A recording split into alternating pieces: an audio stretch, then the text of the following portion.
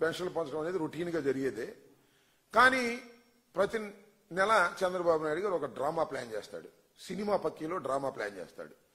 దత్తపుత్రుడేమో ఒక చోటుకి వెళ్తాడు, సొంత పుత్రుడు ఒక చోటుకి వెళ్తాడు, ఈయన ఒక చోటుకి వెళ్తాడు.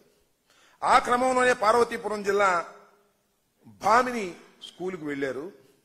బ్రహ్మాండ సెట్టింగ్ వేశారు, క్లాస్ రూమ్లో కాదు బయట సెట్టింగ్ వేశారు. అద్భుతమైన సెట్టింగ్, సినిమా సెట్టింగ్ వేశారు. దానిలో సరే మా మీద విమర్శలు, అయ్యో చంద్రబాబు నాయుడు గారు వాళ్ళ అబ్బాయి కూడా కలిసి వెళ్ళాడు. ఇద్దరు మాట్లాడారు. ఒకసారి గమనించమంటున్నా, ఆ బెంచీలు ఎక్కడి, ఆ బోర్డులు ఎక్కడి, ఎన్ని ఎక్కడి, అక్కడ మీరు సెట్టింగ్ లో పెట్టిన ప్రతిదీ కూడా జగన్మోహన్ రెడ్డి గారు నాడు నేడు మా బడి కార్యక్రమంలో సప్లై చేసినటువంటి వాటి మీదే చంద్రబాబు నాయుడు కూర్చున్నాడు. కాదని చెప్పమడుగుతున్నా. కూర్చుని జగన్మోహన్ రెడ్డి గారు విద్యా వ్యవస్థను నాశనం చేశాడని చెబుతా నోరా తాటి పట్టా అని అడుగుతా ఉన్నా.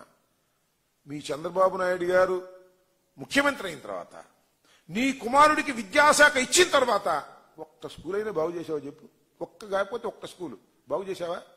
కానీ జగన్మోహన్ రెడ్డి గారు ఎన్ని వేల స్కూళ్లను బాగు చేశాడో ఒక్కసారి ఆలోచించమని చెబుతున్నా.